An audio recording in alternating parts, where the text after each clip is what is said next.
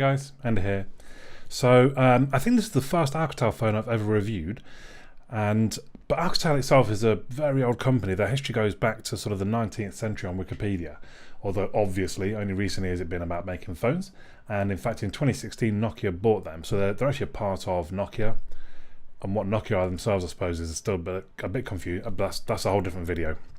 So this Alcatel 3V is £150 on Amazon, £150 on Argos, or £90 from Tesco.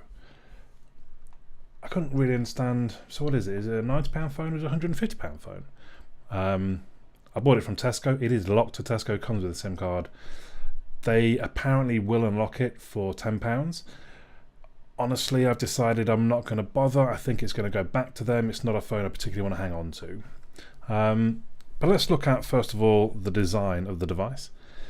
So it's generally sort of quite shiny, but at the same time, quite the fingerprint magnet. Now, I've just been rubbing this against my t-shirt, trying to clean it all off, and still there's just fingerprints all over it. The screen to body ratio is 75.5%, which means reasonable chin and, well, bezels, basically. Not ridiculously big, but like I say, reasonable. To me, I think that's acceptable, especially on a £90 phone. It's 155 grams. It kind of feels lighter. I don't know why. Maybe it's just because it does feel a little bit. It does feel a little bit plasticky. Maybe just, I don't know, makes it feel a bit lighter in the hand. It does have a rear-mounted fingerprint sensor, which is not too bad. Maybe a little bit slow, but generally it seems quite reliable. There is also face unlock, which we'll try and do around the side, which is not bad. It's okay.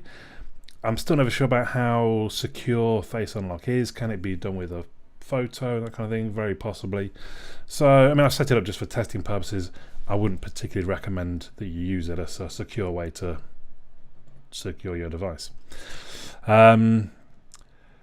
I've mentioned it's a fingerprint magnet. It's actually quite tacky, so that's good because you get a reasonable grip on it. It doesn't feel like it will slip out of your hand, but at the same time the screen feels a little bit tacky. So when you're texting and if you swipe to text, it just feels a little bit odd. Or just generally sometimes when you're using the device, the screen just feels, I don't know, it just feels a little bit tacky basically. If we talk about the screen next, it's a 6-inch IPS LCD.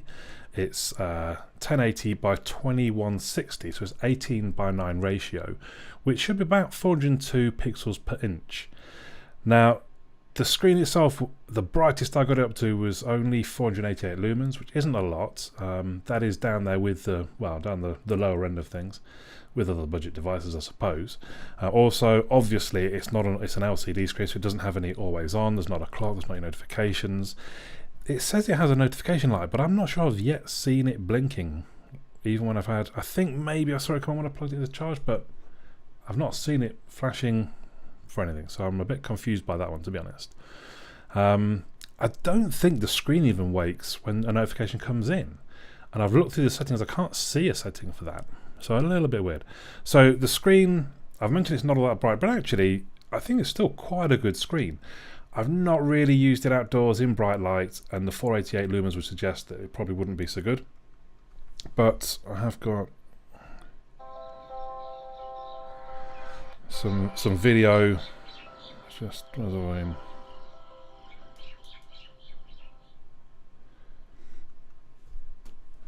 So video playing. It's actually 4K video, but obviously it's only going to be in 1080p. I can zoom it in. Just really for you to see. I think the screen actually is quite good. Obviously, yeah, the issues with the brightness, but the clarity, I would say, is very good. The colours, the contrast, is all pretty good for a £90 phone. In some ways, I think the days of a budget phone having a screen as the budget item are probably, I guess, quite a way behind us, I suppose. So that's the screen. The rest of the hardware, when you're perhaps getting a bit of a clue what I might be about to tell you, when you see how kind of slow that was to come out from YouTube. But if you go through the hardware, the chipset is a MediaTek MT8735A. It's quad core, so that's 4 for those that need that explanation. Quad core 1.45 GHz Cortex A53. Pretty budget. The GPU is a Mali T720 MP2, which, now I don't know these sort of chips as well, but I'm reasonably sure that's at least a year old, if not a couple of years. This particular one is 16 gig of storage with 2 gig of RAM. Now that only Geekbenched around 1,800. That's not good. That's right down near the bottom of things. And you wouldn't mind that if the performance sort of held up and it wasn't noticeable. But I don't know. I just think it is, basically. And you saw that when I was just kind of coming out of YouTube. It just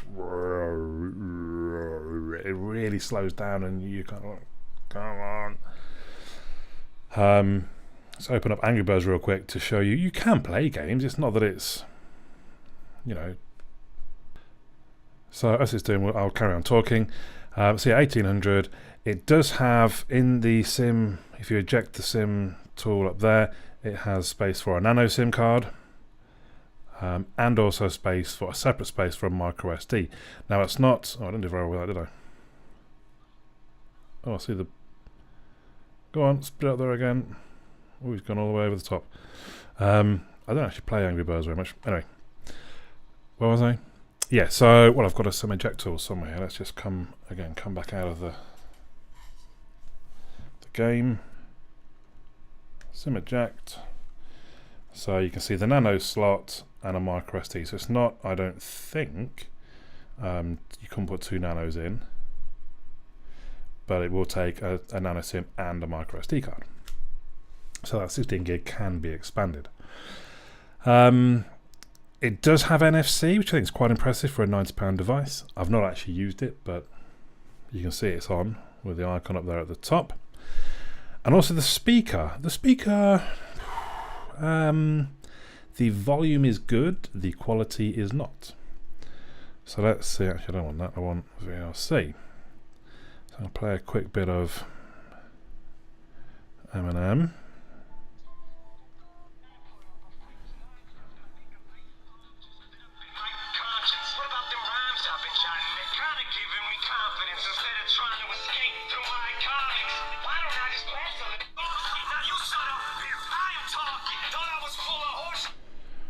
And it sounds perhaps a bit better if we go to a podcast. Essentially gave organizations like GCHQ and the NSA a free rein to go do mass surveillance. It also overturned a lot of the rules and laws, and now we're in the situation where people are clamoring for the good. So, as I say, it doesn't sound great, but the volume's not bad. It's averaged 86.2 on my tests, which is up in the sort of about a quarter from the top.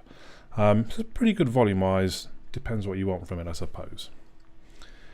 If we then move on to the camera, so it is dual camera, 12 megapixel and 2 megapixel. It's f2.2, the aperture on the 12 megapixel, f2.4 on the 2 megapixel. Smaller the better. 2.2 is not great. It does do video at 1080p 30 frames per second, although it defaults to 720p. Bear that one in mind. Make sure you go in the settings and change it. And also the file type is .3GP, which I thought was like from Nokia's back in the year 2000. The front-facing camera is 5 megapixel. Oh yeah, you can use the fingerprint sensor to control that if you want. That's one of the settings. We're going to come to software in a moment. So I thought the photo quality was actually quite good. I took it away with me to Santapod, took a few nice pictures there, done a picture of the garden. It's okay. Even in low light, I think I've tried it in the kitchen, I tried it at night out on the street, and it generally gave, I would say, pretty good photos. Then we move on to video, and it's kind of awful. It's very shaky and jittery. I think jittery is probably the best word, because kind of jittery. I get a little bit of focus bounce. It seems slightly overexposed, which kind of helps a little bit in low light because you can see more of what's going on, but actually low light is really very bad. It's quite hazy. and I would say video is one of the weakest things on the device itself. If we go on to the software, we're running Android 8.0, which is not too bad. It's on the security patch from March though, so there's about phone. So we can see there Android 8.0, but the security level 5th of March. So that is, what, 4 and a bit months now. So not great. If security is an issue, this is not necessarily the place to go. You do have various different options, so it's quite customizable, and it's got some, I think it's actually got some quite good software features. So I like double tap to wake. I think most of us do, maybe. There's not much bloat. The only thing really I sort of noticed that I thought was bloat worthy is Real Football, but again you can actually uninstall that if you want. I won't bother. I filled it. Dropbox. So when you go into an app, quite often at the bottom there, tap here to fill entire screen. So you tap there and it basically reloads the app. There you go, screen share to 89, and now that's gone. It just seems a little, I don't think I've seen that in other devices, not as much as I've seen it in this, where so many apps that you open, I must have already done that one, because it doesn't say it, fine. Yeah, have this funny tap to go full screen. What you want to do, so it starts off with display size, and I'll just show you quickly. Display size, and again you can see how slow it's, well, you can see it in the preview I suppose, but it does look like a kind of an odd looking, and it's just very big basically. So I would suggest make sure you go in, change display size, yep, down to the smaller version, and font size, I think I went up 1. Just made the actual font a little bit bigger. There are some gestures in the advanced features, like the double tap to wake screen, quick launch of the camera, which is just a double power, which is a little weird. I think that's fairly stock Android these days. Excuse me. There is a one-handed mode where you can make the screen smaller. A few other bits and pieces there. I do like, so in accessibility, this is zoom. There we go. Magnifying gesture shows that one. Magnify with triple tap. So basically, you triple tap, you can kind of scroll around the full screen size with 2 fingers. You can zoom a bit more with 2 fingers. Or triple tap and we come back out, and that pretty much works anywhere you go. Let's come back out to settings. Oops, I keep forgetting I'll use a single finger and actually uses the touch on the screen. So yeah, I like that. Triple tap is quite good idea. And in system we have, I do quite like the scheduled power on and off. I mean, I don't really need to use it these days, but so much, but maybe on a lower power device you'd want to just kind of power cycle each night to make sure it kind of starting fresh in the morning. So then we've got obviously the launcher. Why is it reloading? Maybe that's just the lack of the RAM basically. And again we should be able to double, oh no, I need to triple tap, sorry. 1, 2, 8. Again, so it will zoom in should we want it to. Anywhere you are. The launcher, you know, it's a launcher. I don't really comment much on it because it's so easily replaced these days that it's not really worth spending too much time on it. So some quite nice software features in there. The battery is a 3000 mAh Li-ion battery. In my hour-long test, it came down to 86% though, which is not a good result. It just, I don't know, that's even for a sort of a budget device, I'd have hoped the battery might have lasted a bit better than that.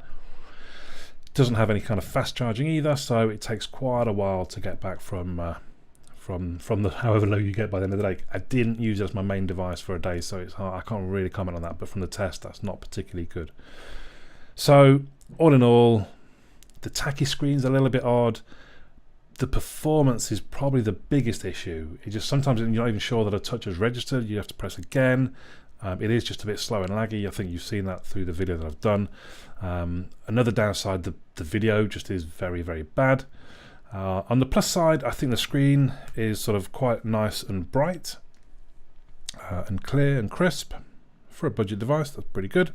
It does take good photos. There is good volume to the speaker. It does have some nice software touches like the triple tap and a few other gestures and things in the software. It's generally quite a nice design, apart from the tacky element and the fingerprint magnet. And it's only £90, well, £100 if you include the £10 unlock from Tesco. So, are there better options out there for £100? Yeah, I think there probably are, and maybe hold on and see my Nokia review, which I'm going to be doing in, I don't know, some point in the next week, because that only cost me 110, and at the moment I've not really used that a huge amount, but it feels like a much better device. Anyway, so I would just say, yeah, it's not perhaps fantastic. But there you go. Let me know your thoughts in the comments down below. But for now, my name's Andy. I'll catch you all again soon.